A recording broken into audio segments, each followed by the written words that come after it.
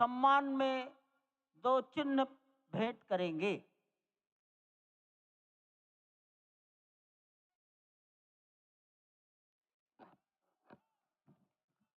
ये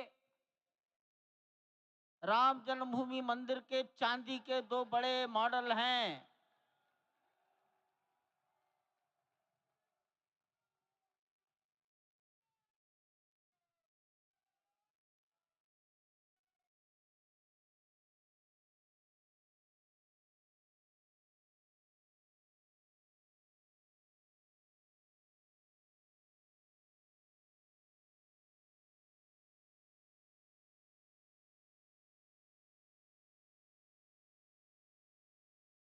पूज्य गोविंद देव गिरि जी महाराज मंच पर आएंगे और माननीय प्रधानमंत्री जी ने के बारे में अपनी भावनाएं प्रकट करेंगे।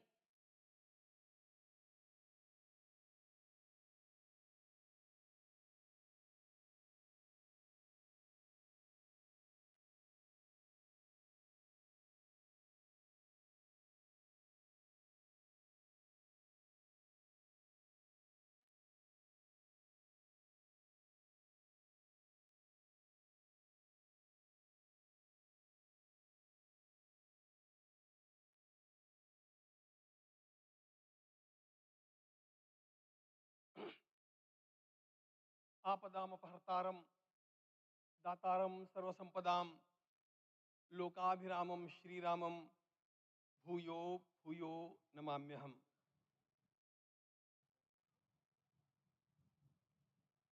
आज अंतःकरण अत्यंत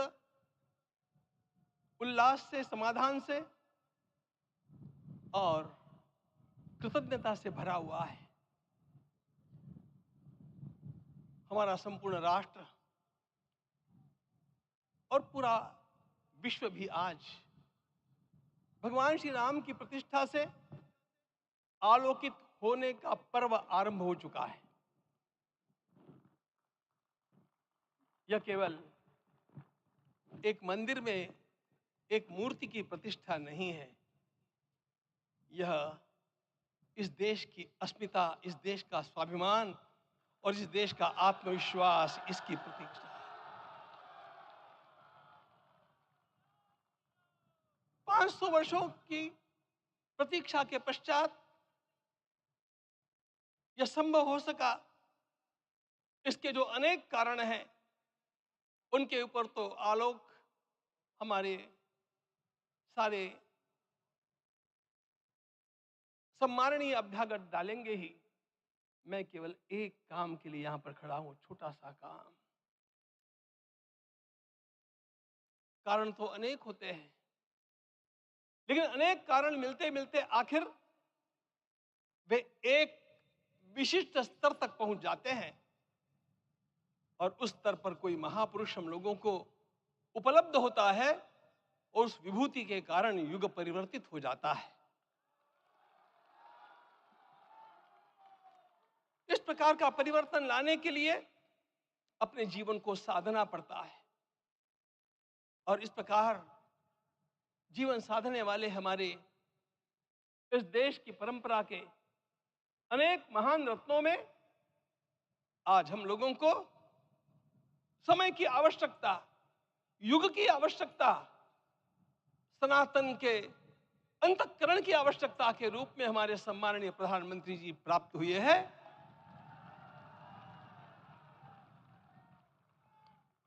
यह केवल इस देश का नहीं, यह संपूर्ण विश्व का सौभाग्य है कि आज एक ऐसा राजदर्शी हम लोगों को प्राप्त हुआ।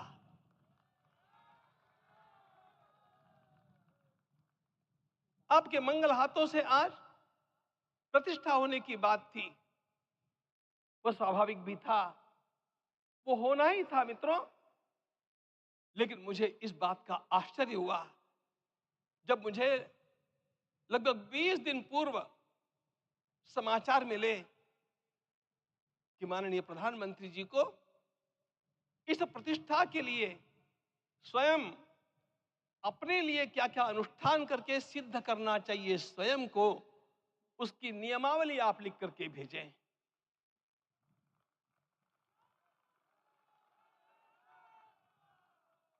जिस प्रकार का हमारे देश का राजनीतिक माहौल है, कोई भी आकर के किसी भी समय कुछ भी कर्म करके चला जाता है, वो उद्घाटन हो चाहे पौधारोपण हो चाहे कुछ भी हो, लेकिन उसके लिए मैं अपने को सिद्ध करूं, इस प्रकार की भावना कहां होती है?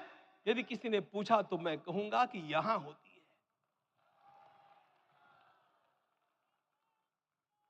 भगवान श्री राम की प्रतिष्ठा करनी है।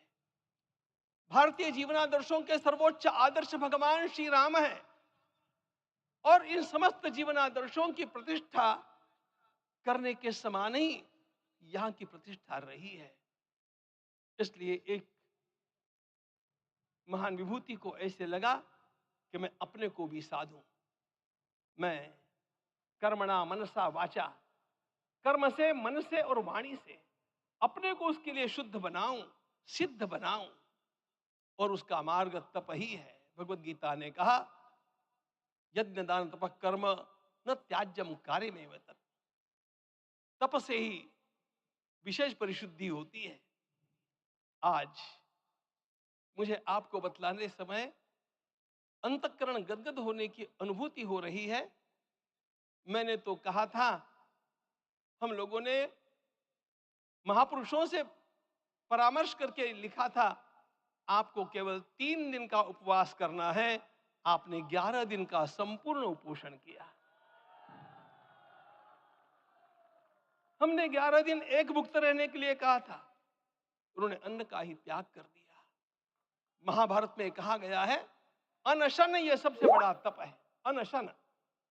और उसको उनके जीवन में साकार होते हुए मैंने केवल देखा नहीं, मैं थोड़ा तार्किक हूं।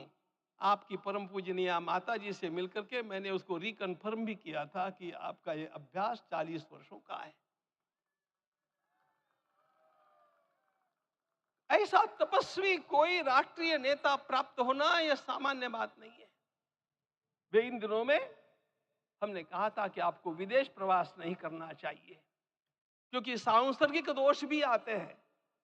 विदेश प्रवास टाल दिया सांसर्गिक देशों के इस दोषों की संभावना के कारण, लेकिन दिव्य देशों का प्रवास ऐसा किया। नासिक से आरंभ किया, गुरुवायूर गए, श्रीरंगम गए, रामेश्वरम गए। इन सारे स्थानों पर जाकर के वहां के परमाणुओं को लेकर के और पूरी भारत माता के हर कोनों में जाकर के मानो वे निमंत्रण दे रहे थे कि आइए दिव्य आत्माओं, अयोध्या पधारिए और हमारे राष्ट्र को महान बनाने के लिए आशीर्वाद दीजिए।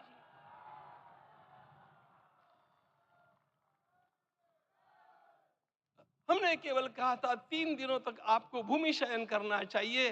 11 दिनों से आप भूमि शयन कर रहे हैं। इस कड़कड़ाती ठंड में इस प्रकार का शयन करना, मित्रों,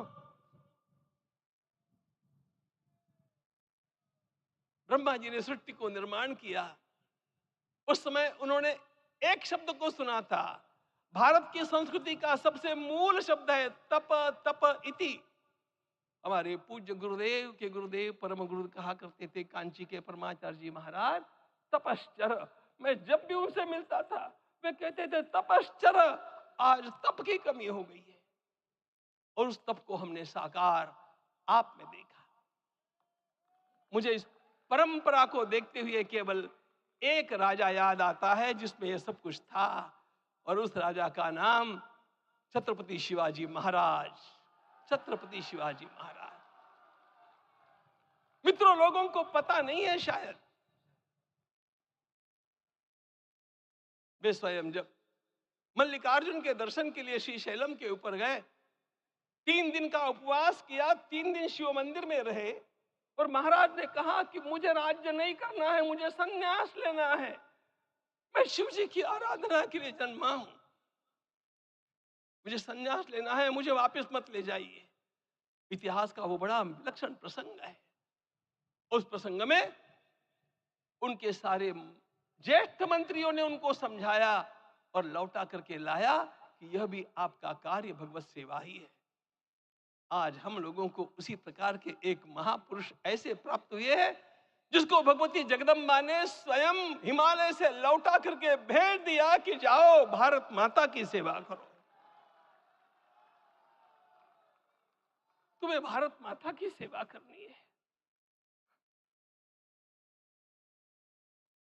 मैं अपने को कभी श्रद्धा रखने के बारे में भावुक नहीं पाता हूं, लेकिन कुछ स्थान ऐसे होते हैं जहां पर आदर के साथ अपना मस्तक अपने आप झुक जाता है। ऐसा एक स्थान हम लोगों को उच्च पदस्थ इस राजर्षि ने जब दिखाया तो मुझे छत्रपति शिवाजी महाराज के गुरु समर्थ रामदास स्वामी महाराज की याद आ गई।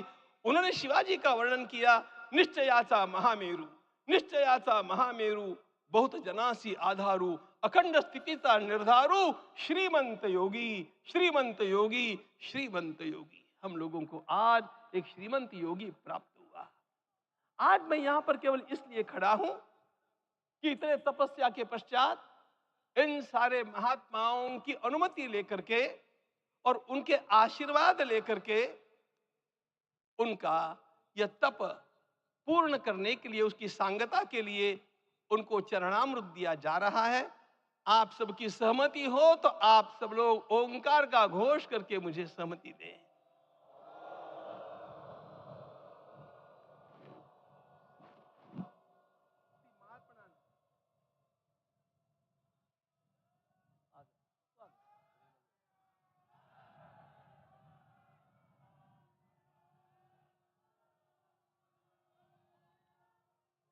अपना उपवास पूर्ण कर रहे हैं माननीय प्रधानमंत्री जी।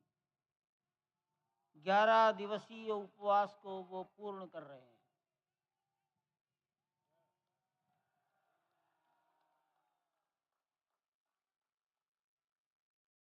मैं श्री राम जन्मभूमि तीर्थ क्षेत्र के अध्यक्ष पूज्य महंत नृत्य गोपाल दास जी महाराज, मणिराम छावनी अयोध्या के श्री महंत के चरणों में निवेदन करता हूँ आशीर्वचन के लिए।